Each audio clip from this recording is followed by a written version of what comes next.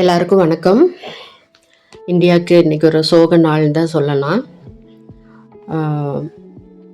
17ஆம் தேதி அன்னையிலேருந்து 5 நாள் நடந்ததுங்க ஒரு ஏர் ஷோ, இன்டர்நேஷ்னல் ஏர் ஷோ துபாய். அதில் 1500 நிறுவனங்கள் கலந்துட்டு இருந்திருக்காங்க. நேற்று தான் ஃப்ரைடே தான் லாஸ்ட் நாளுங்க, 5ஆவது நாள்.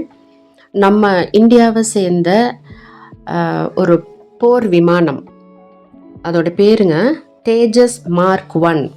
இது வந்து full and full made in India, ஹெச்ஏஎல்னு சொல்லுவாங்க, ஹிந்துஸ்தான் ஏரோநாட்டிக்கல் லிமிடெட் பெங்களூர், அங்கேருந்து தான் தயாரிச்சிருக்கோம். இதுவும் நேற்று ஏர் ஷோவில் பார்ட்டிசிபேட் பண்ணியிருக்கு.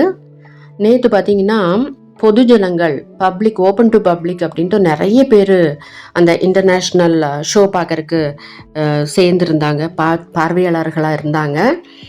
நம்மளுடைய பைலட் நமன் ஷா சயல், ஆக்சுவலாக அவர் வந்து ஹிமாச்சல் பிரதேசத்தை சேர்ந்தவர்.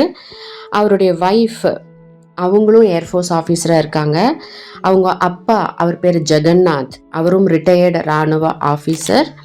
அவங்க அம்மா பார்த்திங்கன்னா பீனா தேவி. நேற்று பார்த்திங்கன்னா அப்பா அம்மா 2 பேருமே கோயம்புத்தூரில் தான் இருந்திருக்காங்க. இவங்க வந்து ஹிமாச்சல் பிரதேசத்தை சேர்ந்தவர், காங்க்ரா டிஸ்ட்ரிக்ட் அப்படிங்கிற ஒரு டிஸ்ட்ரிக்டை சேர்ந்தவர். இவர் வந்துங்க இந்தியன் ஏர்ஃபோர்ஸில் பைலட் விங் கமாண்டர் அப்படிங்கிற போஸ்டில் இருக்கார். ரொம்ப எஃபிஷியன்ட் ஆஃபீஸர் அப்படிங்கிறாங்க. நம்மளுடைய தேஜஸ் மார்க் 1 விமானம் வந்துங்க கோயம்புத்தூர் சூலூர் ஏர்ஃபோர்ஸ் பேஸ் இருக்குங்க, அங்கேருந்து தான் நம்ம இதில் பார்ட்டிசிபேட் பண்ணுறதுக்கு போயிருக்கு இன்டர்நேஷ்னல் லெவலில். இதில் நம்ம தயாரித்து நம்மளுடைய எல்லா நிறுவனங்களும் பார்ட்டிசிபேட் பண்ணும்போது நம்மளும் பார்ட்டிசிபேட் பண்ணியிருக்கோம். அதில் வான் ஷோ, ஏர் ஷோ, அதாவது சாகச நிகழ்ச்சியில் அது வந்து கீழே வந்து திருப்பியும் மேலே போய் ஒரு வட்டமடிக்கிற மாதிரியான ஒரு பிளானு.